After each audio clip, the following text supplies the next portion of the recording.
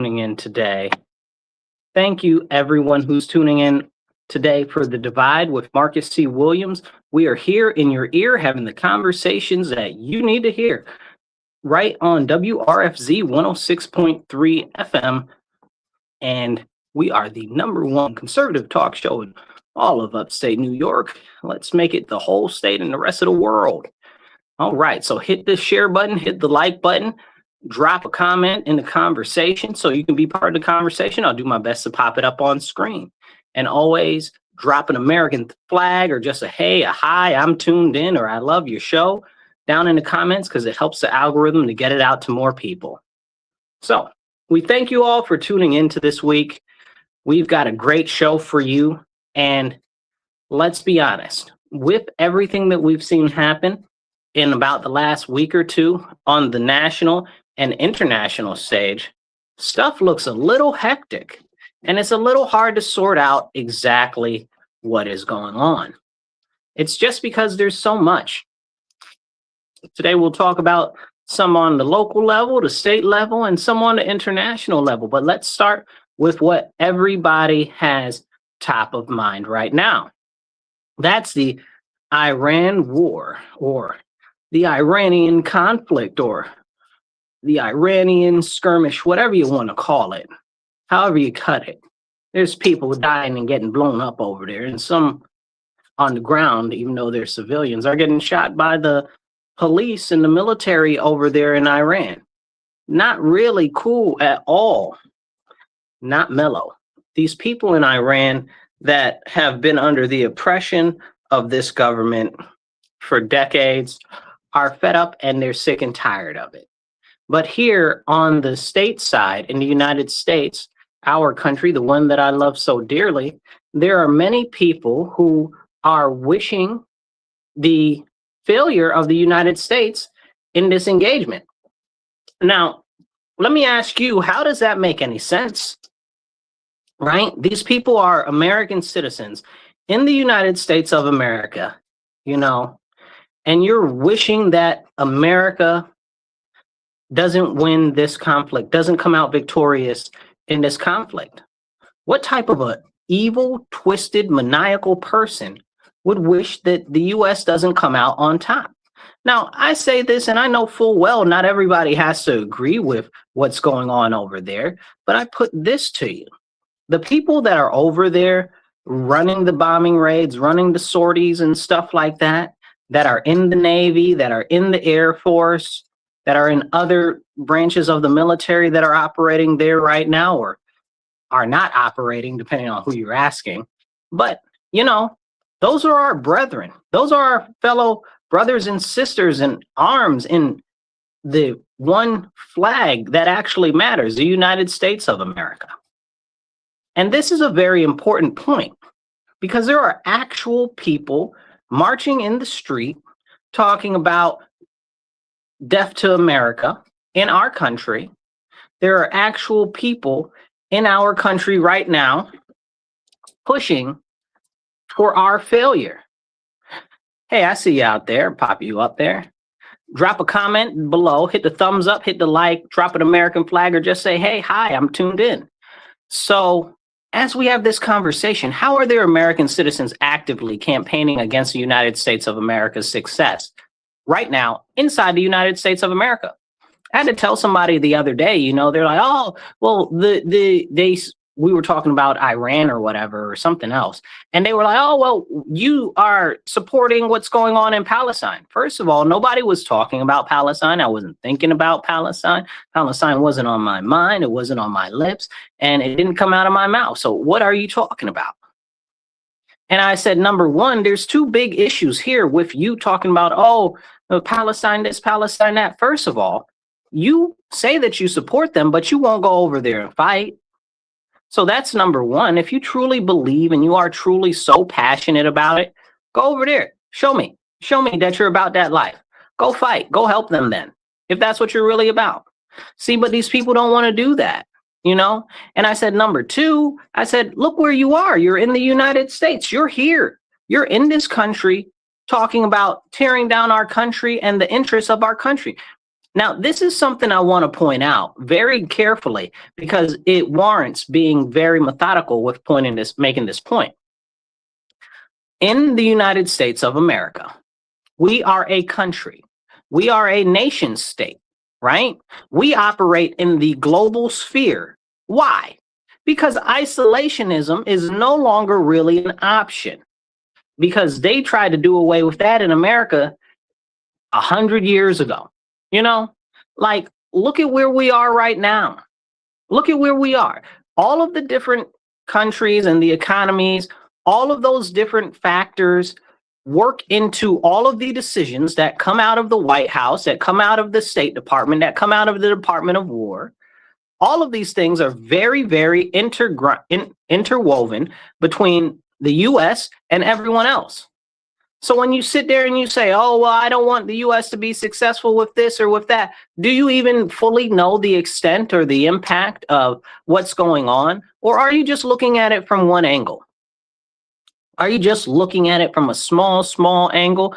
Like right now, with this Iranian stuff, our countrymen are over there fighting. And in America, there are those who would wish them harm. How dare they? The absolute ridiculousness of American citizens wishing our armed forces harm. Honestly, those are traitors. Let's call it for what it is. And let's talk about it frankly. See, and that's the issue. A lot of people are very boisterous when they come to their complaints. A lot of people use a lot of inflammatory rhetoric and stuff like that. But these people in our country that are citizens that are pushing and promoting the downfall of our nation are traitors to our country. That's not something that I say lightly. But when you're out there supporting foreign interests, this is a very key point, right? Like foreign interests, like other nations, other countries, other places, and stuff like that, and other peoples that are not American citizens, when you're supporting that, you're actively going against our nation. And then to wish us to fail in our endeavors, like what type of a monster are you, right? Like you don't care how it will impact our whole nation. You don't care if there is a benefit to what's going on in Iran for our nation. And let's dive into that for a second. What we see with Iran right now is largely in relation to China and combating China. I've talked about this before. This is important. It's very, very, very important that we talk about this. China is one of the supreme powers in our globe right now. And far too many people look at them like they're not an issue. They don't have any problems because they have the luxury of being in America or being an American. You're here living it up, living the cushy life in which people are willing to go through the most horrible conditions and possibly get their organs harvested or possibly be raped or sexually assaulted trying to get here to the United States, and you're so comfortable that you would be inside our country as a citizen wishing for the downfall of your own nation? Who's retarded? Who's stupid? Like something's seriously wrong with you. Like you either are completely maliceful and hate our country, in which case you should get out, okay? Or if you continue to choose to talk like that in our nation, you need to face capital punishment because you are a traitor, and traitors need to get handled the way that traitors are supposed to be dealt with. Unfortunately, the United States hasn't done that for a while, and that's why this type of behavior has gotten so out of control. We've got people from Code Pink and I forget the other group, Communists for something or Socialists of somewhere, are going over to Cuba right now, right? Another area where we're trying to bring Cuba to heel, right? Another country we're trying to bring into the fold, right? We've been going back and forth with China for decades. I mean, it's right here in our backyard, right? People don't understand how Cuba ties in with China. People don't understand how China ties in with Venezuela or any of the other countries down there. They don't understand. So they look at one small aspect of everything that's going on, and they're like, oh, this is what it is. Let me be laser focused. Let me be tunnel visioned. Nothing else really matters. That is a very poor way to look at it. So back to the communist Americans that have traveled over to Cuba, and the Code Pink people and these other rapscallions. I got some other words for them, but it's not nice to say on the radio or the internet. So we got these crazy cuckoos down there going over to the Cuban government to drop off these aid. I'm using air quotes if you're listening online. I mean, on the radio, but they're talking about, oh, we're doing this, we're helping. It's like Ralph Wiggum on The Simpsons. I'm helping. No, you're not. No, you're not. You're making things more problematic. You're giving the government of Cuba, which is an oppressive communist regime, all this extra assistance, which it'll only end up being sold back to the people or going to people that are already in power. And nobody wants to talk about that. And this is where we run into all of these issues, because people get so warped in their own conceptions, in their own minds, that they are so right that nobody else can be right about anything. You know, and one of these big issues is on communism and socialism. Do you know that Cuba is no longer officially a communist nation? That's right. Can you guess what Cuba is now officially? It is a socialist nation. Well, when did that happen, Marcus? Well, that happened when Obama was in office, because the Cubans saw that the term communism was falling out of favor, and more so favorable was the term socialism. So they went through the Constitution in Cuba and they replaced every reference of communism with socialism, because it's the same thing. It's interchangeable. And people don't understand that. They say, oh, well, it's different. It's not. It's not. And these are people who claim to be true communistas, you know, like you don't even know what you're talking about. True socialists, you don't know what you're talking about. Socialism is the movement that ushers in the government form, which is communism. Okay, like this is the concept that people need to understand. But people don't want to understand that, because then they'd actually have to use their heads and not their feelings. You know, and everybody's all about their feelings. Me. What makes me feel good, you know, and emotionality and everything like that. And that is a very, very serious problem. Right now, more than ever, everybody is all tied up in their feelings and their emotions, and they're this and they're that. And that's how they operate. That's the place that they operate from. That's why there is a massive weakening in our society. That's why we see all these soy boys, soft beta men out there. That's why we see all these pompous, masculinic type of females. And when I say masculine type females, I don't mean like females with muscles. I mean females that act like they're whole dudes. That's a problem. And you got to start to ask ourselves, how did we get here?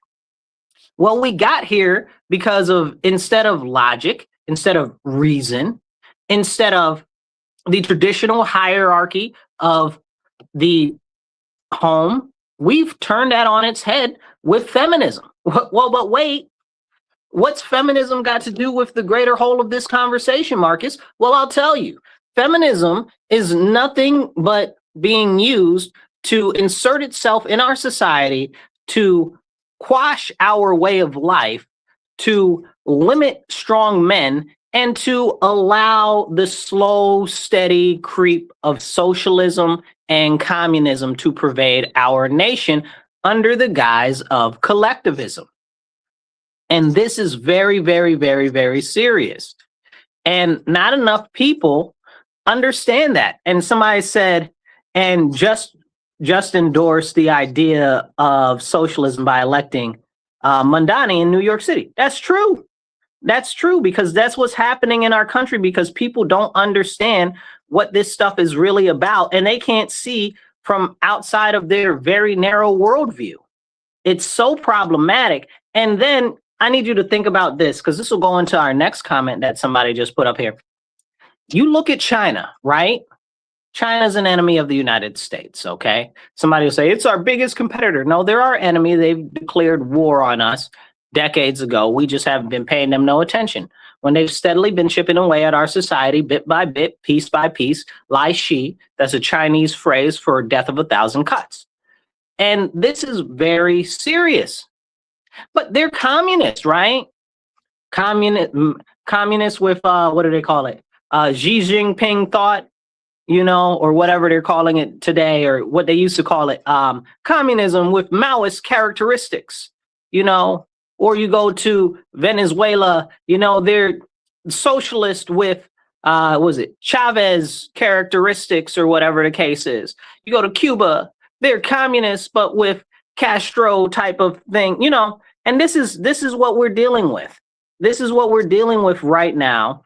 And people don't want to actually have that full conversation. The people who are largely working against the United States on the nation state scale are all socialists, are all communists, and they all have the same goal, which is to deteriorate and disintegrate the United States of America from the inside. That's why they push all of these concepts and thoughts into our society. That's why they've inserted themselves into all of our institutions, all of the colleges, all of the educational facilities, all of the unions. That's why do you think that all these unions and stuff are so closely tied with the communists and the socialists?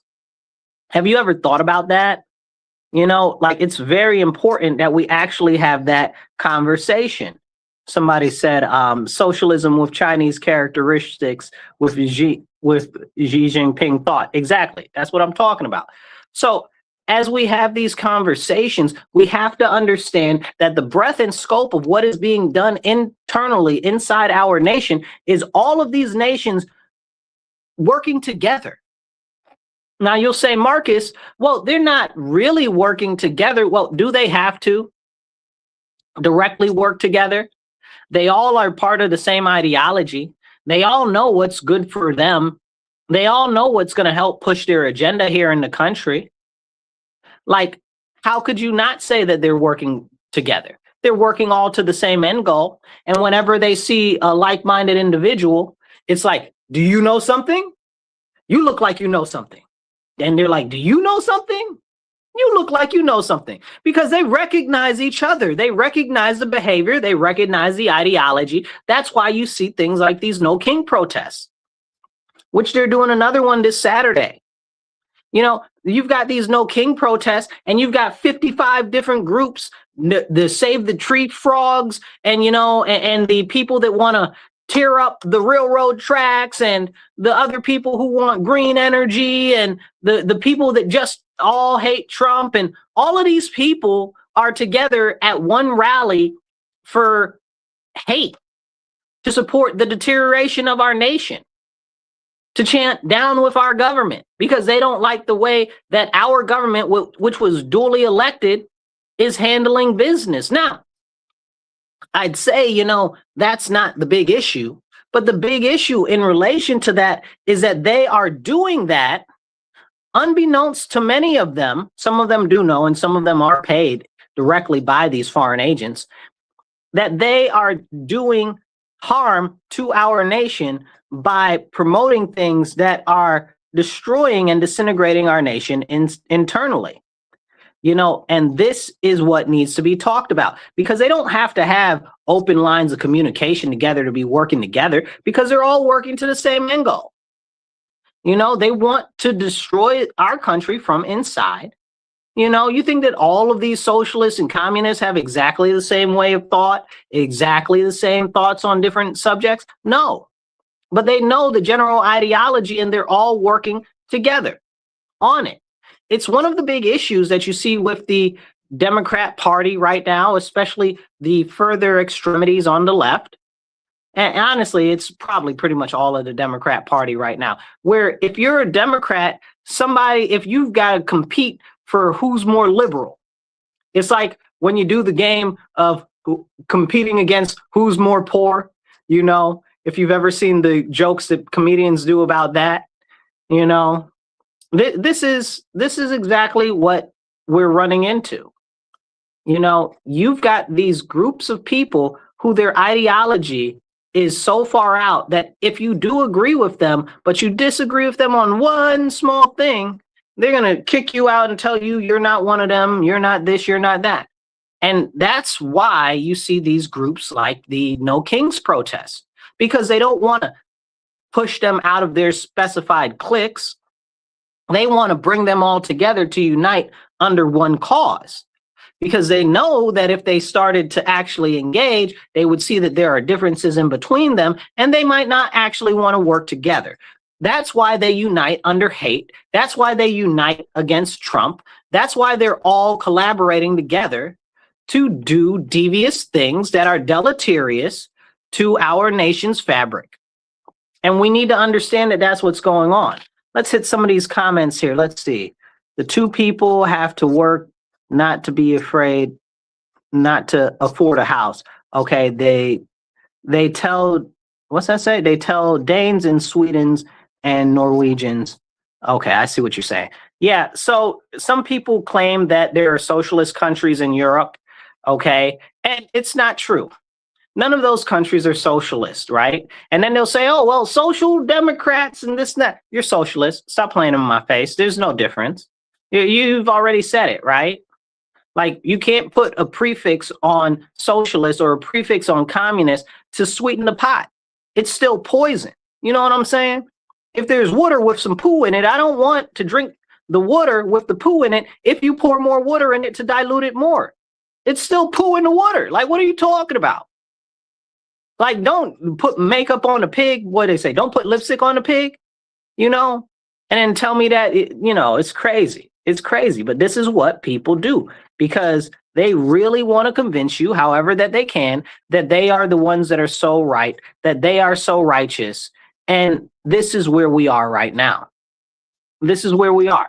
So now we've got these people, Code Pink, and these other communist affiliated groups from the United States who have chartered planes to go to Cuba, who have chartered boats to go to Cuba, to go take these so-called aid supplies down to the Cuban government, not to the Cuban people. Let me be very clear about that. Not to the Cuban people who deserve it, but directly to the government. That's a problem. Like, the government is oppressing the people. Like, why are you not listening?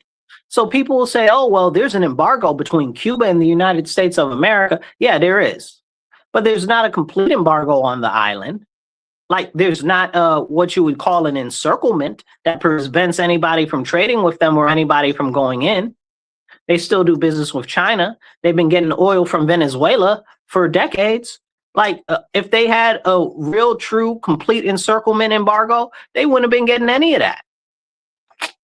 So you explain to me how the U.S. is the one that's the cause of what is going on in Cuba. And the fact of the matter is y'all just mad that we won't put the money into Cuba because they're a regime that wishes us harm.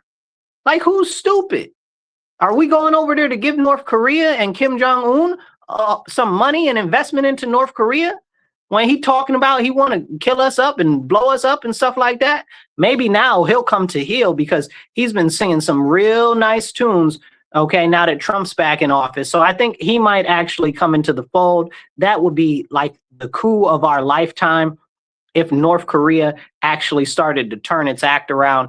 That would be amazing, beyond amazing. But I'm not going to get my hopes up, right?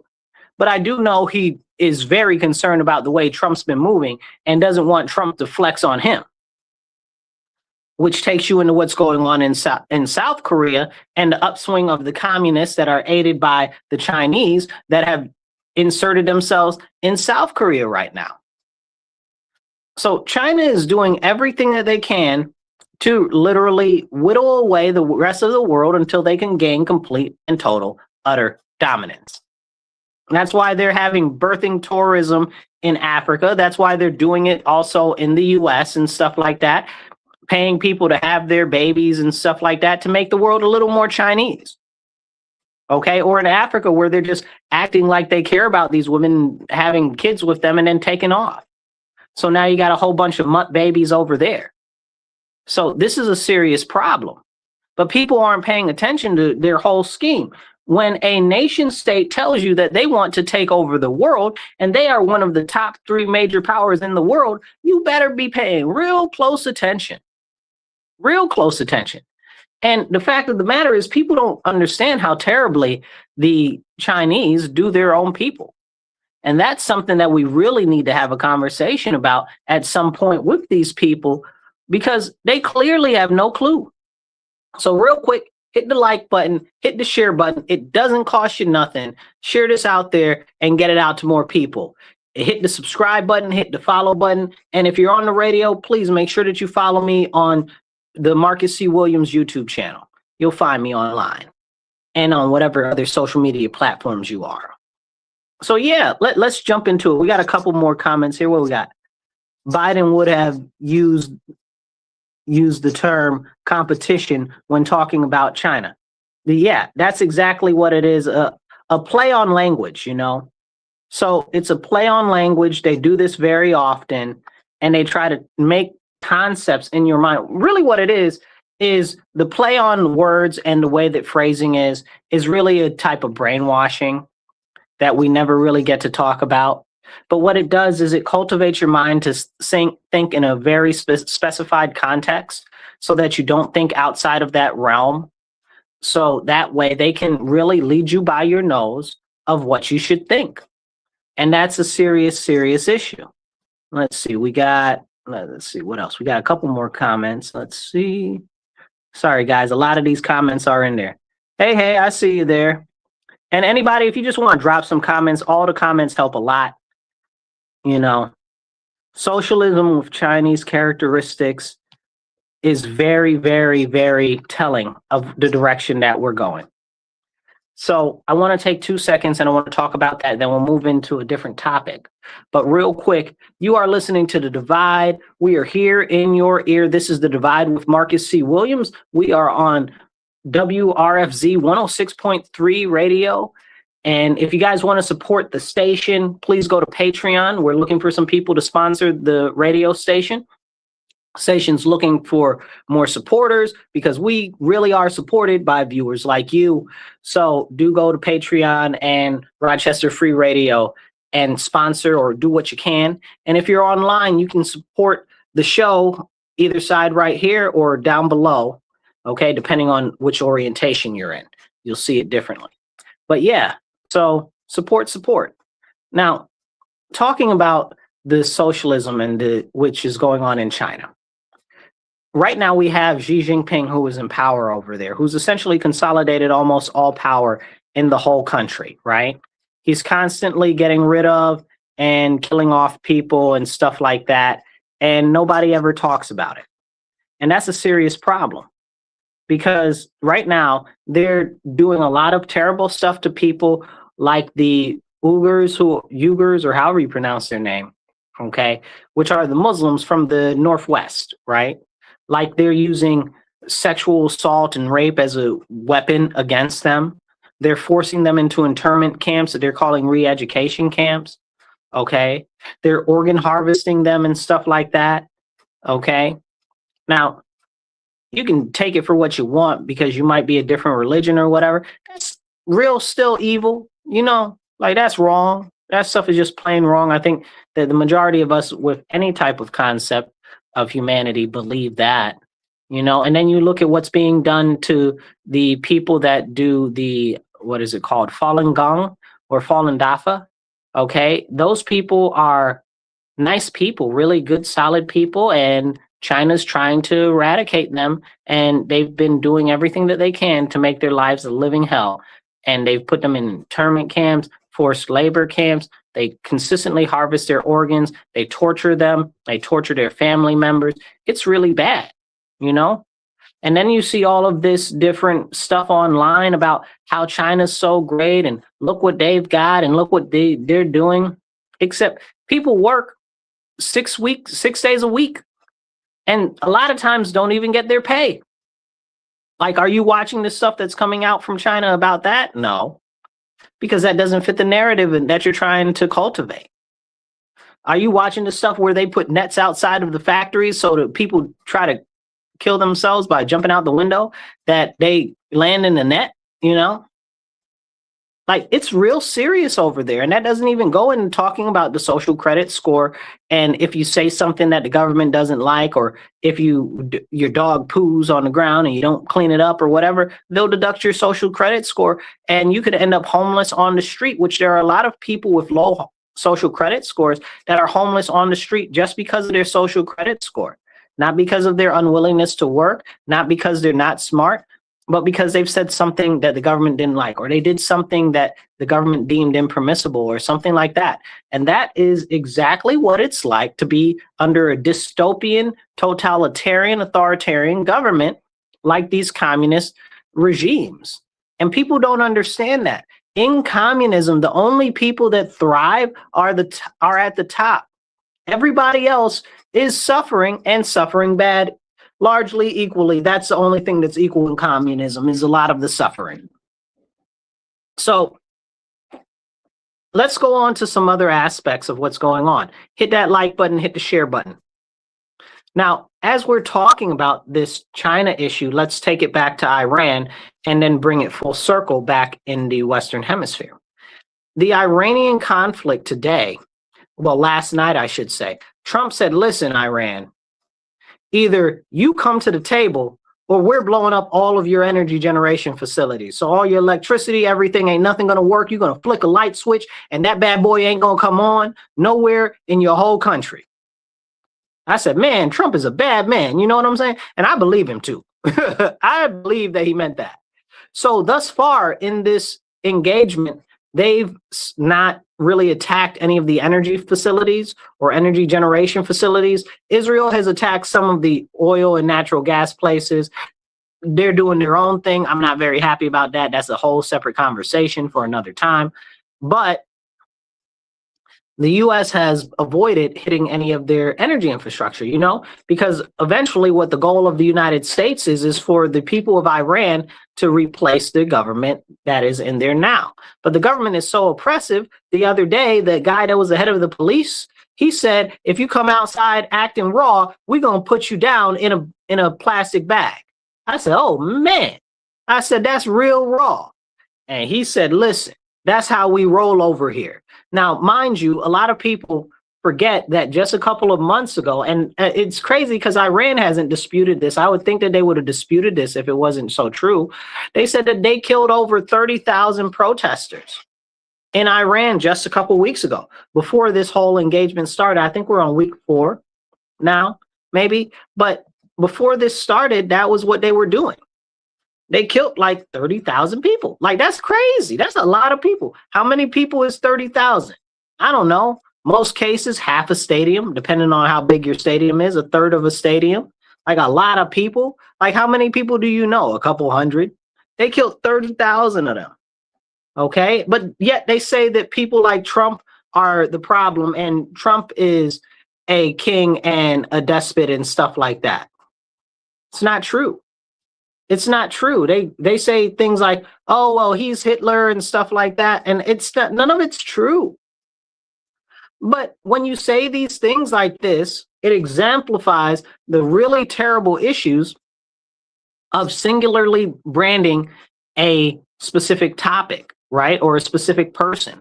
So now they're trying to brand Trump all bad and crazy like this, and none of it's true. But it gets people to thinking that, oh, Trump and his supporters, anybody that supports him, are Nazis and this and that and the third. Now, remember, you guys, the Nazis were the National Socialist Workers' Party, okay? They were socialists. They believed in big government. Most Republicans believe in small government, okay? Honestly, if you ask me, if you don't believe in small government, you're not a Republican, because that's what the whole Republican platform has been based off of since its inception. Okay, so that's a very, very important key thing. And people don't want to talk about that at all. So when we see people villainizing the Trump administration and calling them all of these foul, terrible things, and then saying anybody that follows them is just the same and just terrible, that's diminishing these people that actually voted for him or are supporters of him. and you don't know them from a can of paint, but you're trying to tell me that they're worth less than a dog's poo in the middle of the ocean. That's a horrible concept to hold and to believe. Could you imagine how really that impacts these people? They're basically saying that anybody that supports Trump is less than human or should be eradicated, like we got rid of the Nazis, which they really didn't. That's a whole nother conversation, okay? I got a lot to say about the Nazis and how they're still active, but not in the way that these crazy people try to claim that they are, okay? They don't know nothing about nothing. But they title these people as the Nazis when they're not. They're just not. It's just that simple. And I bring into the thought the use of language when it comes about talking about topics, because I want to talk about what happened in Great Britain yesterday, okay, or last night, overnight. In Britain, these 4 ambulances were set on fire, okay? And apparently the ambulances were Jewish ambulances. So the ambulances were volunteer ambulances for one Jewish community or something like that over there. And then they got set on fire, okay? Now they're saying, oh, it's an act of anti-Semitism. It's anti-Semitism. It's anti-Semitism. And I'm like, you just found out that this happened. Did somebody say that it was because they hated them or something like that? Like, how do you know that it's anti-Semitism? What do you classify as anti-Semitism?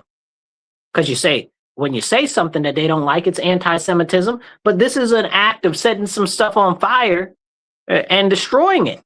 So how can you equate something that somebody said to an action that's that serious as the same thing? And again, this is about the cultivation in the minds of people of how they think. This is why words matter. This is why all of this stuff is very, very important. Drop a comment, hit the like button, and share this. So this is very, very important. What we see right now with that destruction of I believe it was 4 ambulances. I'm pretty sure it's 4. All were completely, if you looked at the pictures, it looked crazy. But apparently they had like some gas cans or something in the ambulances or something. I don't know exactly how they stock ambulances over there. But when I looked at it at first, I was like, did they have oxygen cans in there also or something? Because it looks kind of crazy, you know? So anyway, these, I guess you'd say what? Ambulances, we'll just call them ambulances because that's what they are. These ambulances that were for the Jewish people got destroyed. Well, you're saying to me that that's anti-Semitism. And here's what I say to you. Is it? Okay. But what else is it about that, right? What is it about, really? Because you're just labeling it anti-Semitism. That's like a cop-out. So nobody looks into it, so nobody talks about it. Who's out here blowing up ambulances, right? Like, there's much easier ways to do an act of terror or fear or hatred or something like that. To blow up ambulances seems very personal or calculated. And if it's very personal or calculated, I think that that's something that we need to have a real talk about. But the second that it gets labeled as anti-Semitism, all of that other stuff goes out the window. So nobody's thinking about, well, why did they plan to do that? Or what was the result that they were looking for to do that for? Because again, they could have like set something else on fire. They could have like done some other stuff. You know what I'm saying? Like, ambulances seems very, very specific. It seems like it was either targeted because it was extremely intentional because they had other thoughts behind the matter, or because it was a personal issue that they had. How do we know? How will we know? We won't know because it's already been wrapped up in the concept of the fact that they're calling it anti-Semitism. So you'll never hear anything else about it. They'll never say, oh, well, this is why they did it. They'll never say, oh, well, this person had an issue with this person. They'll never say any of that. You'll never hear any of that, even if it comes out. It won't be on the news. It won't be broadcast. It won't be talked about. And that stops us from preventing other malicious actors that might try to do something similar somewhere else. Like, we need to understand why it happened. Was it just they decided it's a Tuesday, let me go do this? Well, it's a Sunday, but you know what I mean. Maybe it was a Saturday. How does the time work on the time plane over there? I don't know. They're like hours ahead or behind us. I think it's behind. It doesn't matter. But yeah. So this is real serious. Real serious. But again, when you limit the concept and you put it and force it into one specific framing, then you can't think outside of that box. And that's a serious issue. So we're real close right now, and we'll move forward from that topic. We'll move forward back to Iran for a second. For the next 5 days, there's going to be, allegedly, according to Trump, a cessation of hostilities. Cessation, yeah. Cessation of hostilities. So they're not going to be dropping any more bombs on them or anything like that, allegedly. I don't know the full details, but that's what was said. So we'll find out soon. Israel doesn't care. Israel do what they want to do anyway. Okay, we've seen that so many times before. Okay, they just blow up whoever, whenever, they don't care. So I doubt that they'll have any part of this ceasefire. Honestly, I think they've been undermining the U.S. interests this whole time during this whole engagement, because every time the U.S. is trying to do something, like the U.S. was trying to protect certain parts of the administration over there or people affiliated with the administration over there, so that if there was a takeover of the country or a transition of power, it wouldn't be so chaotic and we wouldn't risk Iran falling and fracturing, which could be even more dangerous for the whole world, more or less the United States. And we need to have that conversation, because Israel just blew them all up all at once. Okay? Because they said, we do what we want to because we're Israel. And I'm like, well, that was against the interests of what President Trump wanted, and it's against the interests of the United States of America. So what are we really doing here?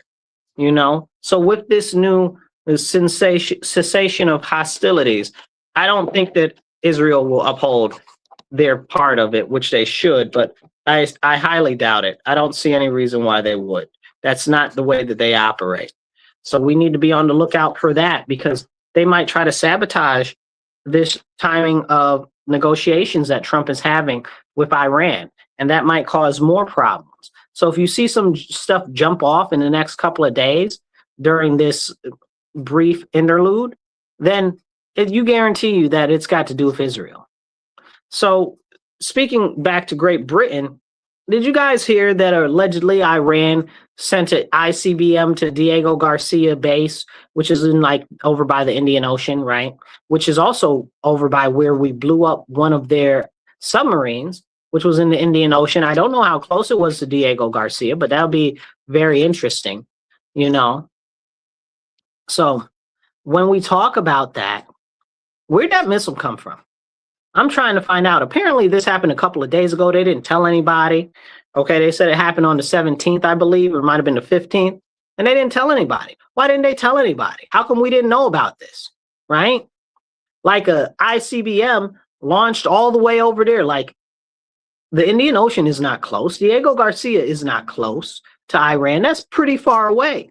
Like, how come we didn't know about it when it happened? Like, that you would think would be on all the news channels, or at least one of them, and it was on none of them. So where did that missile really come from? Did the whole thing really shake out that way? What really happened? Because there's some holes in this story, and I got a lot of questions in relation to it. But, don't ask questions, because that might be too much like right. So Iran shot a ICBM, allegedly. And I'm questioning, did they shoot an ICBM at all? Like, you mean you shot an ICBM all the way over there and nobody stopped it until it got all the way over there? We didn't know nothing about it. You understand? The whole thing sounds mega sketchy and mega fishy. Mega sketchy and mega fishy. And I don't know where, who, or what happened, or who shot it, or where it came from. Might have even came off of that boat that we sunk. I don't know. But it doesn't seem like something like that would come from the mainland and be an actual ICBM launched from the mainland. So we need to have some serious conversations on that. And we need to sit around the table and actually talk about this. Let's see. Somebody says it was on Fox News, typical biased news, not cover the news. Okay, so I guess they're saying the only ones that covered it was Fox News. Yeah, so that's really interesting. It's other places now, but if Fox was the first one to say that it was a thing, it's a very possible. Somebody said it's all AI, it's all Hollywood. You know, some of it is, but I don't think that that is. I think that that is something else that's going on there. So that's really, really questionable. Somebody says Pete Hegseth says those missiles are cheap and easily available. Shoot, I mean, if intercontinental ballistic missiles are cheap and readily available, that's crazy, bro. Because I could use some of them. You know what I'm saying? I could use some of them if they're cheap and abundant like that. You know, I could use some of them. And I joke, but also I'm serious. Like, what do you mean they're cheap and widely available? You sound crazy. Ain't no way. You know how much stuff goes into ICBM? That sounds outrageous. So, but right now, speaking on Pete Hegseth and stuff like that, and the Department of War, they've just asked for another $200 billion. $200 billion. They said, oh, well, we're going to use it for what's going on in Iran and to rebuild our stockpile. Okay, I'm with you rebuilding the stockpile. I'm not with you using this funding for Iran. You're going to have to sell it to me. And you can't sell it to me and say, oh, well, it's for security. I'm not trying to hear any of that. I want to know what the United States of America is actually going to gain. Don't sell me anything on security, because that's a lie that you always sell me. It's about security. No, I want some resources. What's Iran giving up?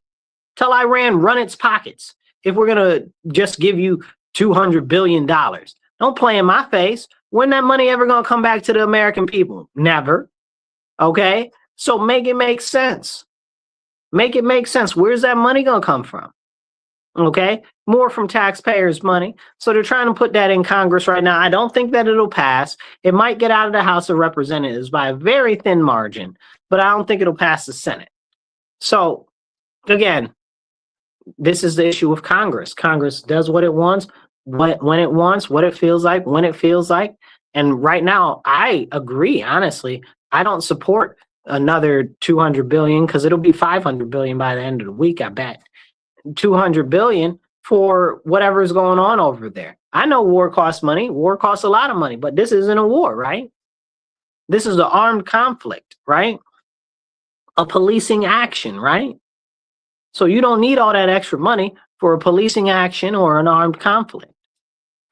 So sell it to me straight. Like, what is really going on over there? Okay, what do you really need, and how long is it really projected for you to take? Because here we are at 4 weeks. It looks like it's climbing down and stuff like that. I don't know. I don't know that I believe that. I don't think I have a real reason to believe that. And I think all of us need to be very honest about that. Trump says, oh, well, it's close to over. What does close to over mean? What exactly is the goal? Are you trying to tear down all of their infrastructure so they can't do anything with it? Are you going to salt the earth so that nothing ever grows again? Are you trying to get rid of everybody that's a leader, down from the police chief all the way up to the Ayatollah? Like, what are the actual goals here? Like, they're like, oh, well, we want to hobble the regime and this, that, and the third. It sounds to me, when it comes out of Trump's mouth, Trump only wants to limitedly remove some people from the regime itself. But he doesn't want all this extra nonsense that's going on, because he knows, just like Venezuela, there needs to be a direct transition of power and a secession. That's the best way to stay in control of these countries. So if we don't have something like that, that's going to be a bit of an issue. Somebody said they should just bomb their power grid and the war is over. Is it though?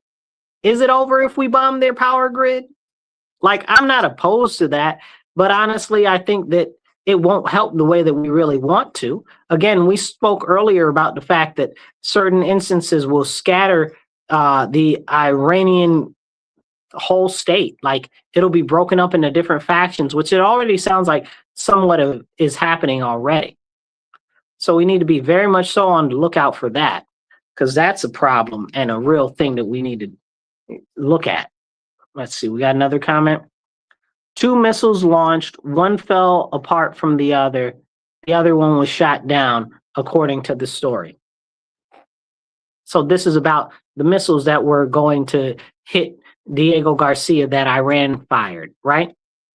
But it's interesting that Iran is aiming at these British Navy bases when we've got an issue. I shouldn't say Navy because it's not just Navy, it's Air Force and other stuff there as well.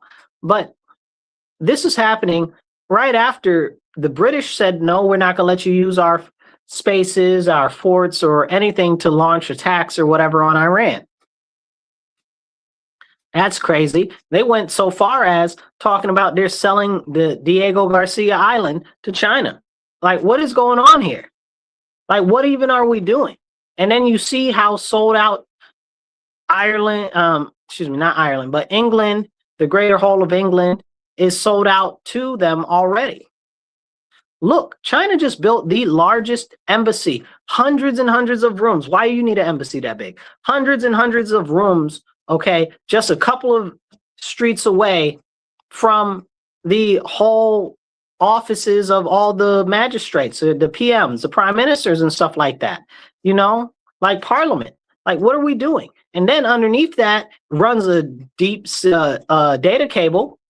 And the giant data cable is basically one of the ones that is used to transmit data across our nation. But because of where it's placed, it's one of the nodes that a lot of secret information gets transferred through. So now China's going to have access to all of this information because you know that they're going to splice that wire. Okay, you know they're going to tap into it. Like, who's foolish? Like, we're not that stupid to believe that China won't do that. Come on now. But all of a sudden, England's just going to go with that? Make it make sense. Make it make sense. Something's up there. They're being paid off, they're already bought off, or they're so far in the pocket of China that they can't get their head out to breathe. It's a serious issue. And I don't know if the other lady on the opposing side, on the conservative side, what's her name? The Cumberbatch or something? What's that lady's name? Let's see. Conservative leader, England. Let's find out right now. What's her name?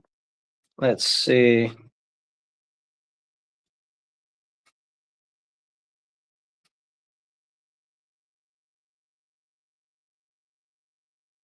Let's see. What's the conservative leader of England?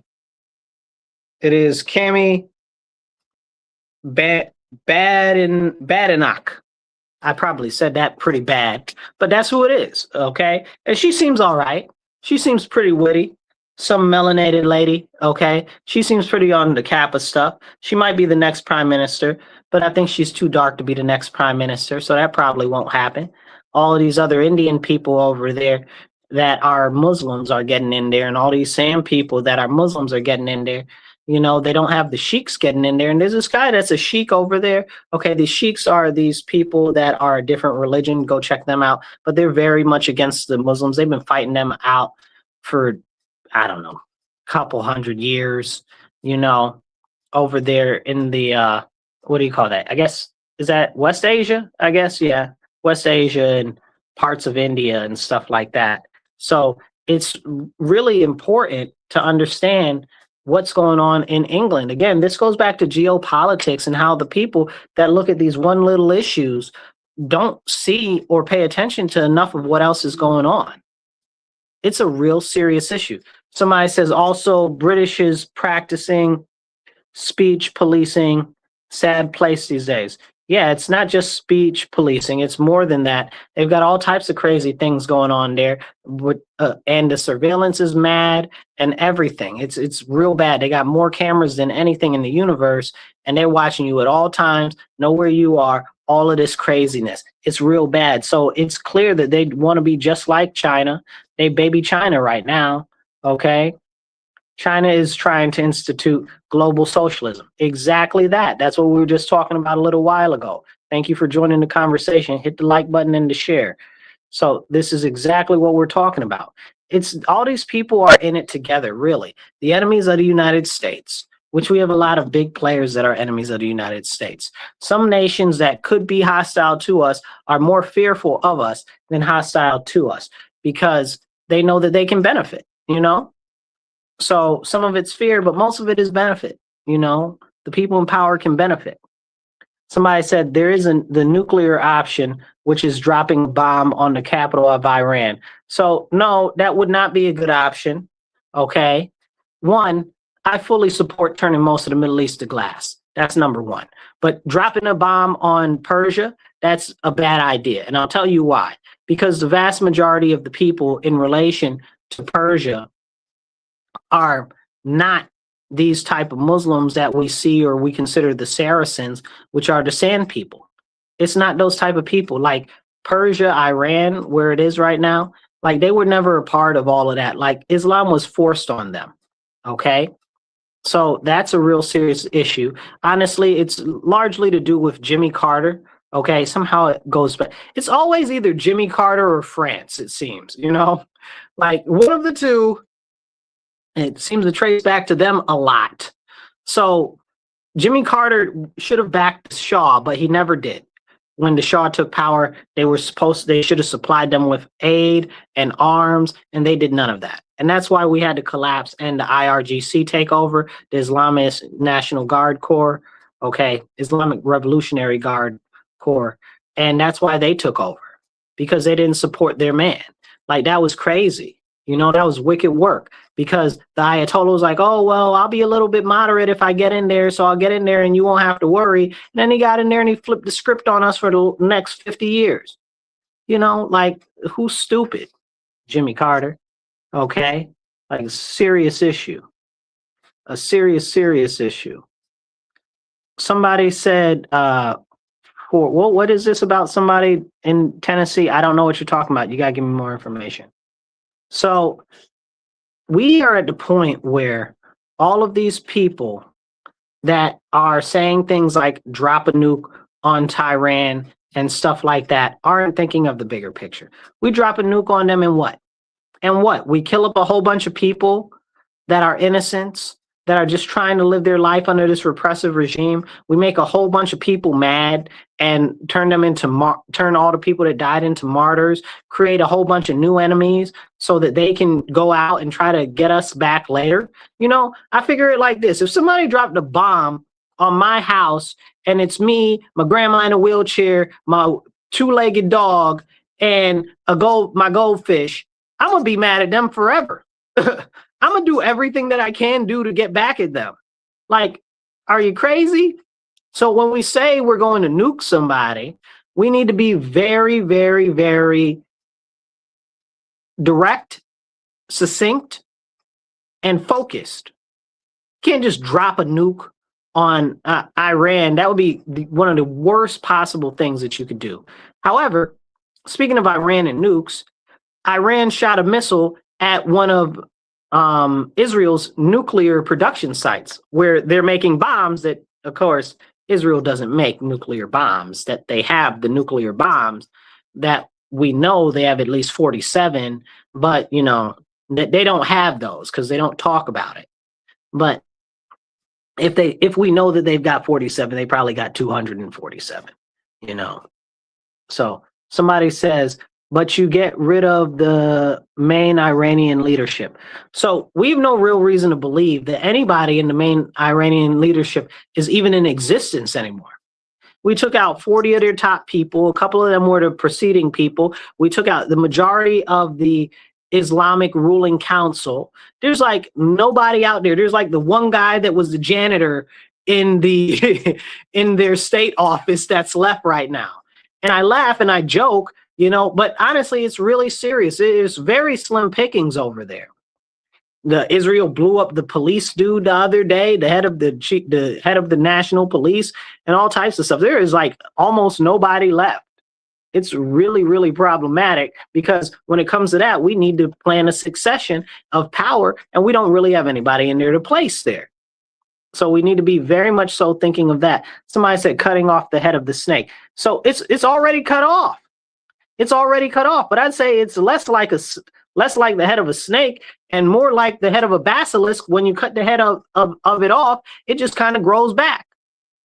A basilisk is multiple snake heads on it, if you don't know. I guess you could have some basilisks that are different, but that's a general concept. So this is a serious issue, and we have to be very, very, very moderate in our approach to this, because if we don't, it's going to get real, real ugly and bad. And honestly, we need to figure out how to rein Israel in because they're doing too much. And that's a fact. It is what it is, you know? And we need to understand that if we're going to stabilize this nation, it will bring us great bounty as a country, which goes back to the first conversation we were having here, where people don't see how all the other things impact us and come back to us, right? So this is a good thing for us. If we're able to take over the Strait of Hormuz, I say we rename it the Strait of America. I'm joking. They probably never go for that. I'm also not joking. I'm really not. If you know me and you follow me sometimes, I'm very serious about when we put troops on the ground. I don't believe we should put any troops on the ground anywhere unless we're taking territory and resources and we're incorporating it into the United States of America. If we're not doing that, we ain't got no business. That's where I stand full and wholeheartedly. Okay, that's why I don't like most armed conflicts and engagements across the place, you know, because what are we getting out of it at the end of the day? But if Iran out of the way, maybe we can get control of their oil. That would be awesome. I wish. Maybe we can get control of the Strait of Hormuz and the shipping traffic that's going through there. That would be awesome. That would benefit the United States so much because it would make us an even bigger star on the world stage. We'd have more power as a nation. Well, I wouldn't be happy that we wouldn't get a lot of money as individual citizens from it, and we're probably not going to incorporate it into our territory as a country. But I heard that we're going after some of these islands and we might take them, and we just deployed like 2 contingents of Marines over there. The most recent one that we just launched a couple days ago was like 2,200 guys. So that'd be interesting to see what happens. And I don't want us to take anything that we're not keeping. Stop taking stuff and not keeping it. You know, like it's real serious. Somebody said the royal family, the Shah, is ready to take over with our help. No, they're not. No, they're not. The son of the Shah said that he don't want none. He said, I would be the transitionary person in there, but I don't want to really be in there. So then who's going to be in there after him, right? And who's to say that that's going to work out? Because look at how it worked out last time. Didn't work out so well. So I'm not in a rush to do that either. I'm really not in a rush for that. So we really have to be thinking about this very carefully and very methodically, because it's very important. Right now, with the continued attacks in the Strait of Hormuz, which has a lot of the oil traffic that comes out of the Middle East, it's a problem. You can't get ships in there. You can't get ships out there. Sometimes if you put a flag up of the Chinese, you might be able to get a ship in or a ship out, but it's really causing problems. And now they won't insure any of the ships. Lloyd's of London, which insures the ships, you know, from England, from London, the center of London, you know, the city of London, which is its own free place and not actually part of the Great Britain. That's a whole nother crazy conversation. It's a banking city, one of the independent banking cities in the world. Crazy madness. Go look into that. That's something to look into.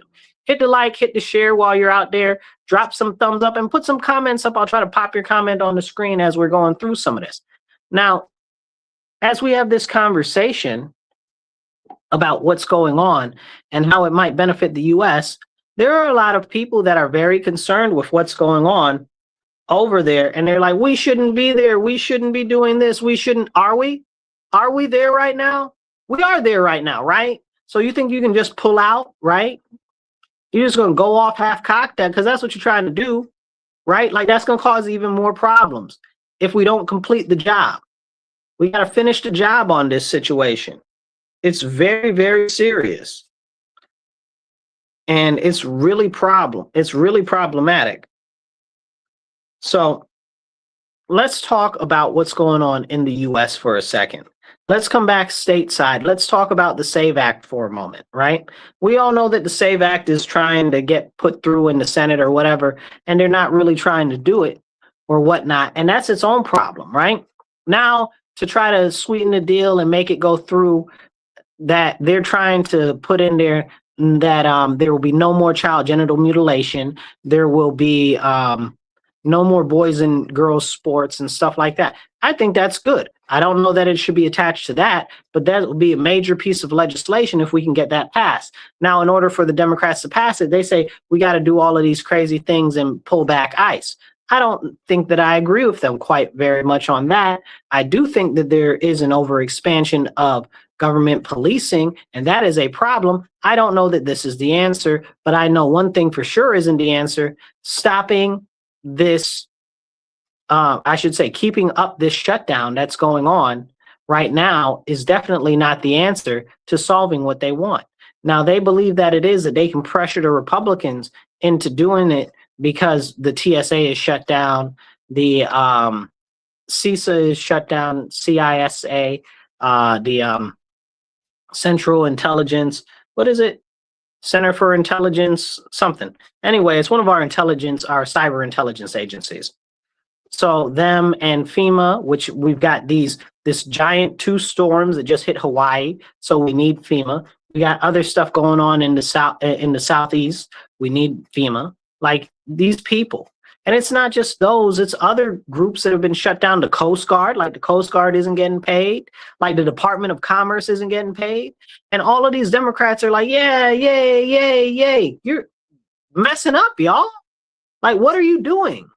Like, is this what we're doing? Like, no, we should not be doing this. Like, because you want to get your way, because you're acting like a spoiled brat, you know, because you want ICE to take the masks off of their faces or whatever the case is, bull jive.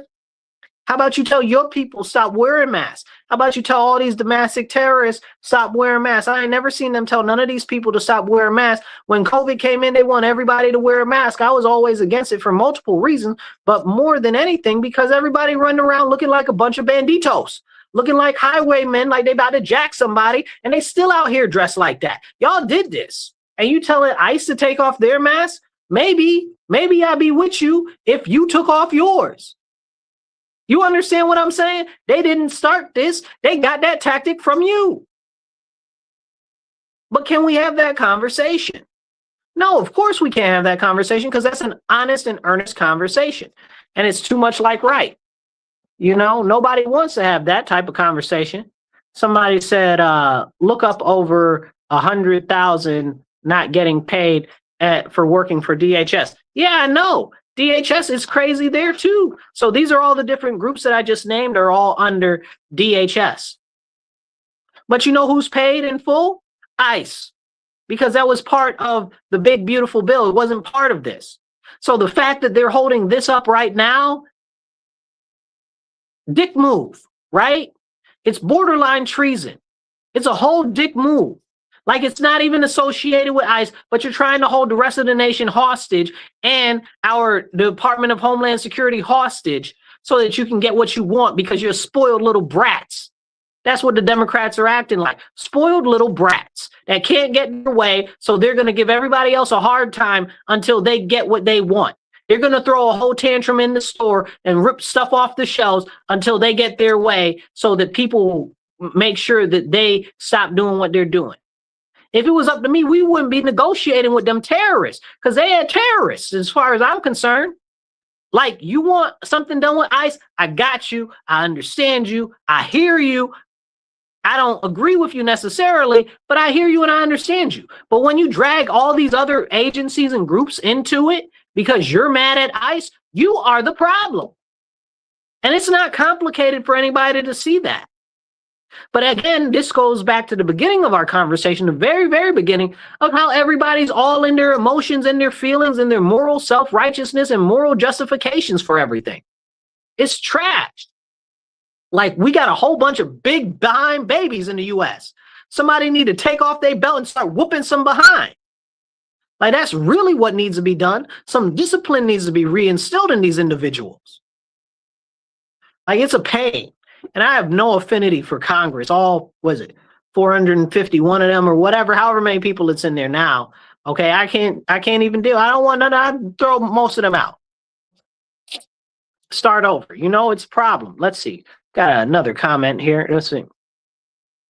Somebody said they called their senator office not to get a person, only to leave a message, and they're stopping the shutdown for the SAVE Act. That's what you can do, people. You can call your senator or your state senator or your state congressman.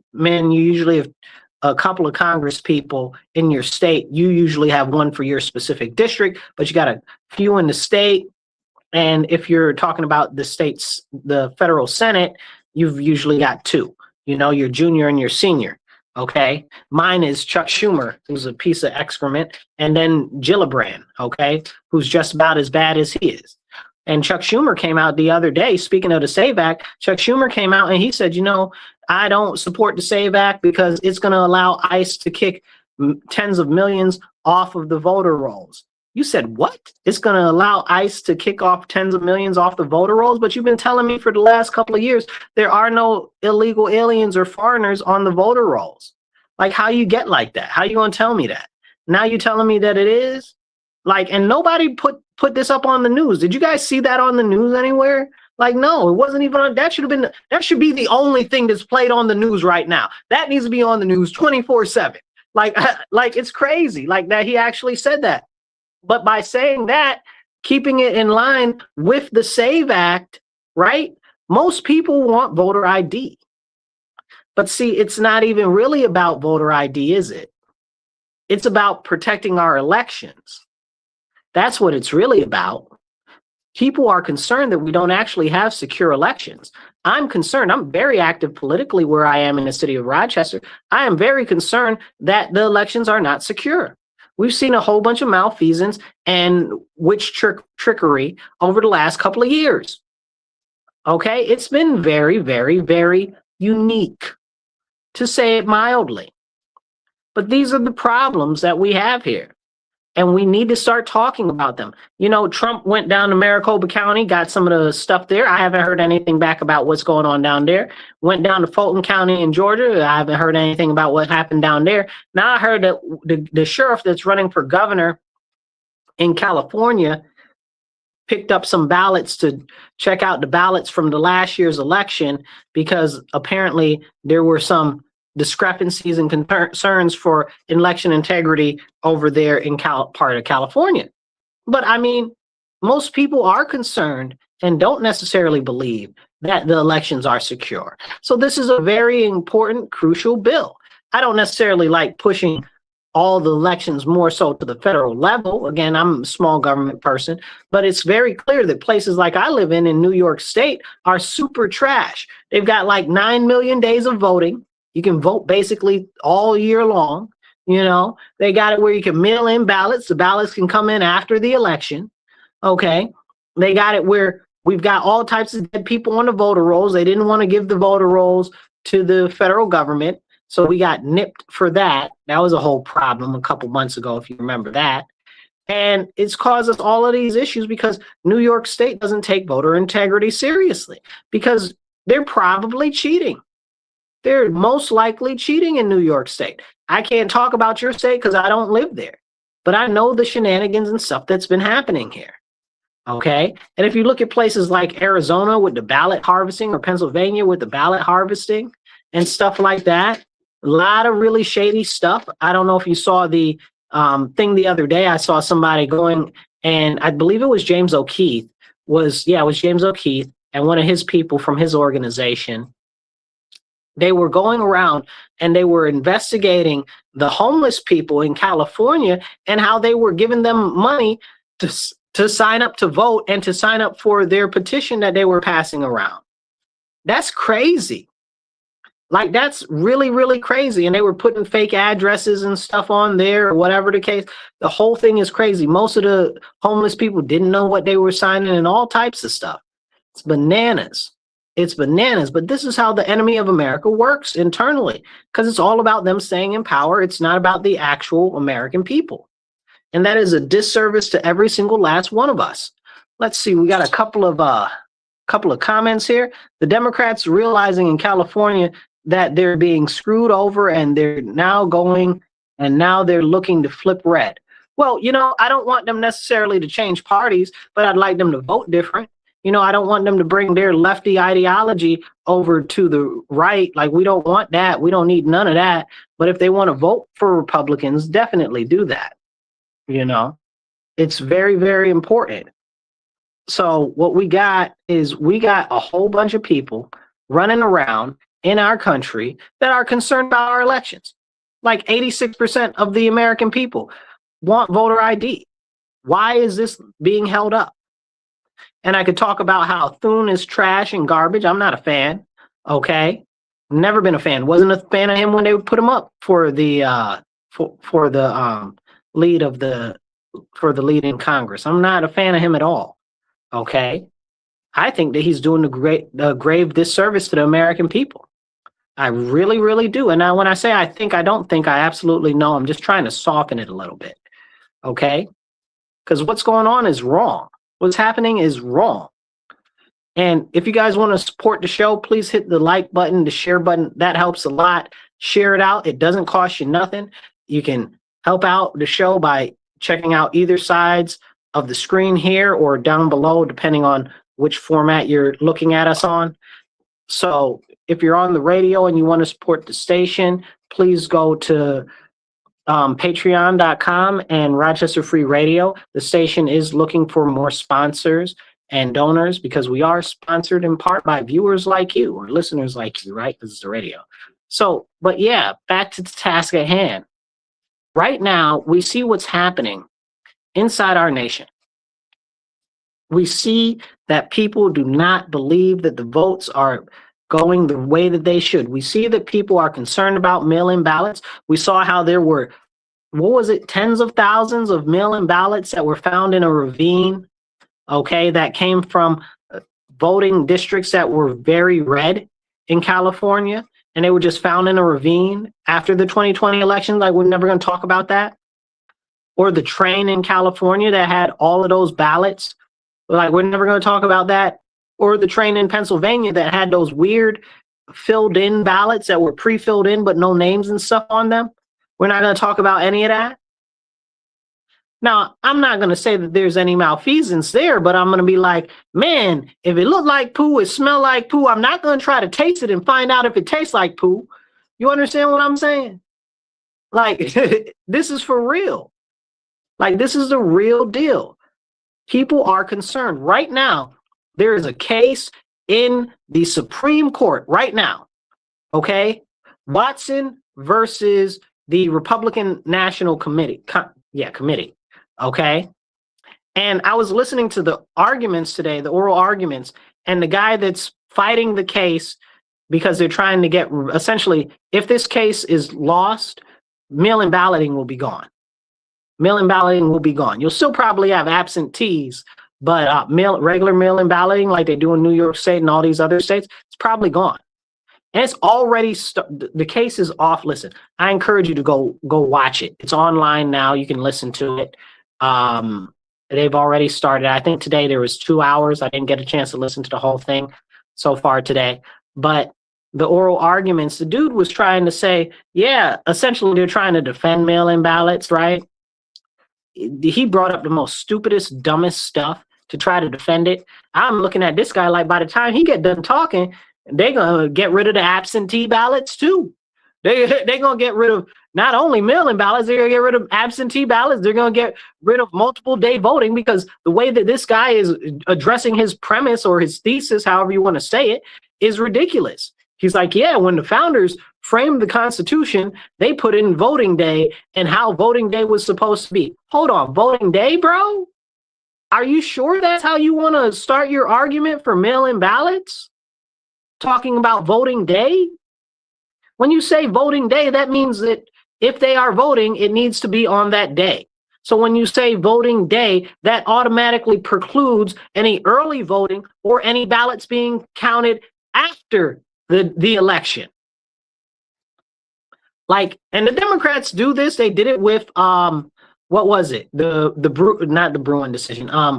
Roe versus Wade. I forget what the one was with Roe versus Wade. If you remember the one that ended up getting Roe versus Wade overturned, drop it in the comments.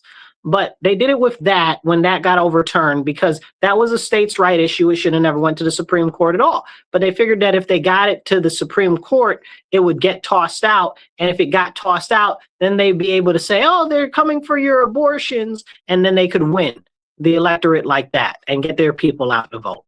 That was a play. And I think that this is a similar play because that guy's got to be a retard. Okay, I don't know what's wrong with him. Like, where did you go to get your law degree? Out of Cracker Jack box? Or were you high this morning? Like, did you not really think this through? Because when you start off your argument about mail-in ballots and you're trying to reference all these other things like multiple days to vote early voting and absentee ballots and stuff like this, but you're saying that the Constitution and the founders, they started it up for election day, bro? Election day? You didn't think that through very much, or it's intentional, one of the two. So that's something that needs to be talked about. I encourage you, go listen to these Supreme Court cases on this right now. It's going on right now. So you'll see it today, probably some tomorrow, and some more until we get a resolution. I don't know exactly how they do the lineup of the cases in the Supreme Court right now. I know they got a lot going on. But when he was talking about it, a couple of the justices asked him, well, clarify what you mean that essentially when he was trying to say that essentially when somebody hands off their ballot and turns it in, that is intent, right? But they asked for clarity on what he meant by that intent because he was saying, well, where is the justification? What's his name? Clarence Thomas asked this. I believe it was the lady, the one that a lot of people aren't very happy with right now. I can forget her name. It's slipping my mind. I can see her face though. But her, and that was the first start of it. They were asking and they were like, hey man, what is exactly what you're talking about? What do you mean the intent? At what point is the intent? Is it when somebody gets a notary to sign off on the mail-in ballot? Is it when the mail-in ballot is received? What is this whole, what is the acceptance concept? Like, because essentially they're trying to say that mail-in ballots should be able to be collected after the election day, right? As long as they're notarized or formatted before the election day and filled out, you know? And Clarence Thomas was like, well, what if I give it to the head of my HOA? Is that good enough for intent? You know, like and then somebody said, well, then he said later on after Amy Coney Barrett, that's who I was referencing as the other lady. After Amy Coney Barrett spoke for a moment, asked some questions, he said, well, what about if if a Supreme Court justice collected it? Is that enough for you? Is that an intent? Like, you know, like, and the guy was like, well, this and that and the third. Very, very poor case lawyer. I don't know who put him in that case. Maybe it was intentional. Maybe it was a fake. You know, maybe the guy was really trying and he thought that this would work. But the way I'm looking at it, if I'm looking at it as a adjudicator, I'm throwing it all out. You started off the wrong way talking about election day. Yeah, okay, I'm with you 100% election day. 1 day to vote in federal elections, that's all. Sounds good to me. So that let's get rid of all the mail-in balloting. Let's get rid of all of the early voting, okay? Let's get rid of all of that, okay? Like, you know, like that wouldn't get rid of absentee balloting, but the way that he made this sound is that absentee balloting might get thrown out because of, again, the way his argument is. So if they're going to accept his argument as being the definitive argument for that case, and they come back and they adjudicate on this, they might throw out all of that. We might get only 1 day voting again. And God bless, I would love that. I would love that. Single day voting. And then we can make it a national holiday. You know, what's wrong with one more holiday? Even though everybody's supposed to get the time off from their job to be able to go vote or whatever the case is. But let's just make it a national holiday. Well, who says we can't have another national holiday? That'd be all right. I wouldn't be mad at that. Everybody gets a day off to vote. Let's see. We got a couple questions, statements here. Somebody said Schumer said that years ago, but now he's stating different tune like a hypocrite. He's talking about how Schumer is saying that there are foreigners and illegal aliens on our voter rolls now and that if the SAVE Act goes through, they'll get purged off of the voter rolls. Good. They should all be gone, you know? Like, that's a very serious statement. If you want to be part of the conversation, drop a comment below, hit the thumbs up, get the message out there, hit the share button. It doesn't cost you nothing. And we appreciate you tuning into the show. Now, as we go through a couple of other things, I want to hit a couple of other things before we get out of here. So Germany has a shortage of workers right now, and they're turning to India for their workers. And they're about to import a whole bunch of Indians to Germany. That's crazy. That's absolutely crazy. But at the same time, last year, Germany is like, hey, we're going to improve our military and make it the strongest military in all of Europe. I don't trust in no Germany with a strong military. I don't trust no Germany. Not at all. Nope. That has never worked out in the history of Germany. Germany always doing some stuff. But yeah, so no, that's the direction that they're moving right now, is they're talking about bringing all of these Indians in because they don't have enough people to work. I got so many questions there. Like, why don't you have enough people to work? What's going on over there that your whole system and everything is falling to pieces? You know, like, how did that even happen? How did you let it get that far? You know, there's lots of questions. I can tell you exactly what happened in the United States because of poor priority, poor schooling, the continued intent to destroy the family and rip apart the family and encourage people not to have any children and be scared of even living a couple of years because the Earth's going to die because of climate change. That's what they told everybody. So they scared everybody not to have kids. They've also made it prohibitively expensive to have children here. And that's a whole nother problem. It shouldn't be expensive to have children. You should be able to have children and be good. But that's not what they wanted. They wanted it like this so people would have less children so that the people in power could have more control and exercise more control over you. Because the less people that there are, the more control that the government can have. That's very simple. And that's also why right now we see the continued expansion of the military police force that is the National Guard on the state levels and the federal policing, which is like ICE on the federal level. Like, we can't overlook that just because we might support some of the things an administration does or some of the candidates that they have. Like, we can't overlook what's being done. Now, if you're on the radio, I appreciate you. Thank you for tuning in today. You're listening to The Divide with Marcus C. Williams. Have a blessed day. Stand up, speak up, and don't shut up. I'll catch you next week. So if you guys are online with us, I want to finish up this thought because what's happened to our nation is terrible. Absolutely terrible. And it's also happened in many places in the Western world. They're killing people off by the food that they eat, by the sedentary lifestyle that they're implementing, by the lack of being able to be fruitful, right? Like, they are really hemming up the people in our nation and in other Western nations. That's why the birth rates are so low. They've also made it cost prohibitive to have kids and even to barely live. Somebody mentioned earlier, you need two parents, not two parents, but you need two people to really afford to live nowadays, and then you still working to death. So this is very important, but they separated all of the family. They tell people don't get married early. They tell you don't have kids early when you should get married early. Get married early. Go get married early, have lots of kids, okay? That's what you need to do. If you want to bring America back, get married, have lots of kids, marry young.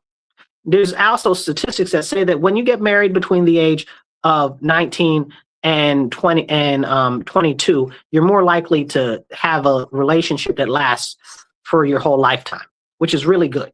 That's a really good thing. But they've told people, oh, just live your life, just sow your wild oats, just go out and have fun, just go enjoy being young. No, start a family, be happy, find your person, okay, get married. All of these lies and fairy tales that they've sold people over the last couple of years, and it hasn't been like that all the time. This is something that only started like after the 70s, you know, all that free love and all of that nonsense, okay? Because they wanted to stop coupling. They wanted to stop people from being together and having a tight-knit family, because if you don't have a tight-knit family, that's easier for the government to rule over you. And that's where we are right now. We must restore the family. We must restore faith in our nation. We must turn to the Lord our Father and repent, okay, so that we can restore our nation and restore prosperity to our nation and to our people. We need to rededicate our nation in the name of Jesus Christ, the one true God, okay? Because there is only one, that is the triune God, the Father, Son, and the Holy Spirit. Amen. All right, you guys, I'll catch you later. Y'all be blessed and be well. Share this out. Hit the link button and hit the heart button and drop some comments, because all of that helps a lot. I'll catch you next week. Hit the subscribe and the follow. Y'all be blessed and be well. Remember, stand up, speak up, and don't shut up. Take action.